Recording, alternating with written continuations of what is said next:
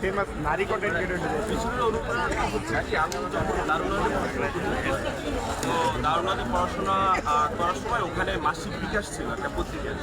তো ওখানে all student লেখালেখি করতো, লেখাটা বের হতো।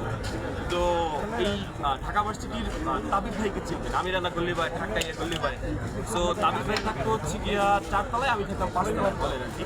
তো তাবির ভাই আমাকে বিকাশে লেখালেখি করতো। তখন আমার কাছে মনে হলো যে একটা মানুষ লেখে সেটা আমার পাবলিক হয়, বইয়ে আসে, কীভাবে সম্ভব। তখন থেকে আমার কাছে মনে হলো যে আমি লিখবো, আমি পারবো। তখন থেকে লেখালেখিতে শুরু করি। এরপর তো প্রেম করলাম, প্র্যাকটিস হয়ে গেল, ছাকা দিলে মনে হচ্ছে লেখার স্পিড আরও বেশি হয়। এই আস্তে আস্তে না, খুব হার্ড লেখাটা আসলে চাইলেই লেখা যায় না। কন্টেন্ট তো এখন রিলস মোবাইল অন করলে কিন্তু লেখাটা আসলে চাইলেই সবাই তো লেখে, সবাই রিলস বানায়, ভিডিও বানায়, সবাই তো আর লেখক না। আমি নিজেকে কিন্তু লেখক বলছি না, কারণ আমার যে লেখা আমার কাছে মনে হয় না যে এটা আমার লেখকের জন্য উপযুক্ত। ওনার আবেগের যেটা আসছে ওটা লিখিয়ে দিই।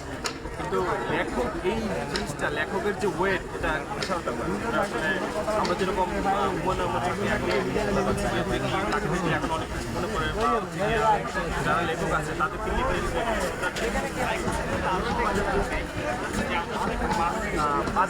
বাজারে গেলে কিন্তু ওটা কম্পিটিশন হয়, কিন্তু আমরা যখন একটা লাইব্রেরিতে যাই তখন কিন্তু সবাই নিস্তব্ধ হয়ে যায়, তখন চুপ হয়ে যায়। তো ওটার ব্যাপার লেখক জিনিসটা অনেক বিশাল ব্যাপার। আমি নিজেকে লেখক, আমি একজন রাইটার, এটা আমার কাছে মনে হয় না। ভালোবাসার জায়গা থেকে লিখি, আমার ভালোবাসার মানুষজন আসে, এই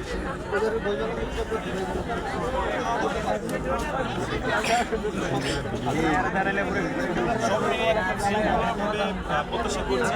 এবং শুনলাম যে এবার হচ্ছে এটা ভালো, এবং মানুষজন মেলা আসে, কেউ কেউ শাড়ি পরে আসে, পাঞ্জাবি পরে আসে। এই